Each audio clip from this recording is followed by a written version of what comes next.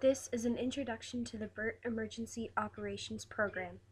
Imagine for a moment your businesses, clients, insured, or your own family in this or a similar situation.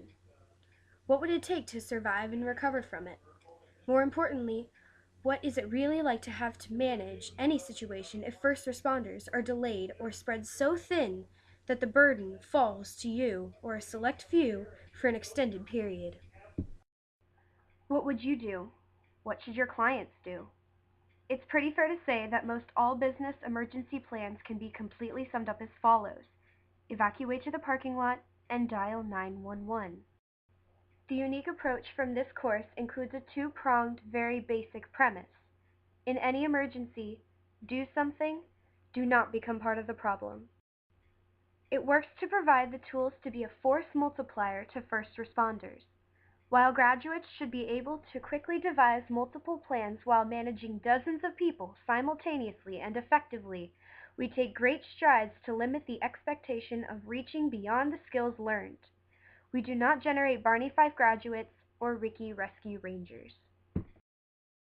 And you got the topography, so you can hand it to us and say, hey, these ones right here, and this is what their capacity is, and this is what the explosion radius is.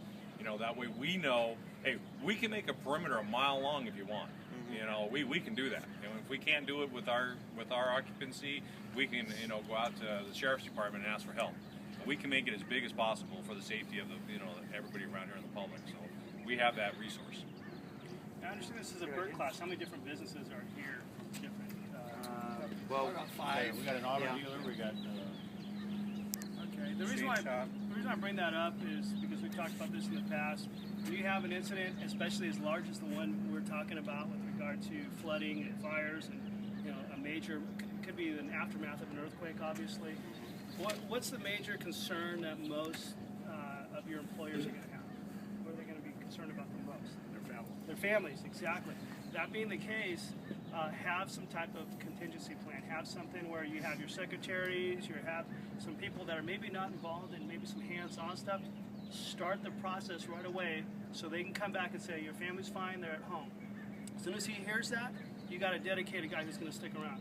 Because what happens is, some major incident takes place, everybody wants to know how their family's doing, what are they all going to do?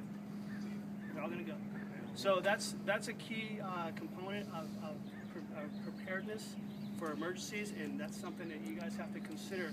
If you're one of the top dogs in your corporation and you want people to stick around and help you keep your business afloat, because after the catastrophe you want to have something there, and that's something that you got to be looking at. Phones will be down. A lot of times, like in Haiti, the phones were down, but text messaging was working. Have a plan. So Our graduates have handled foreign operations in the Japan earthquake, tsunami, and nuclear disaster using principles learned.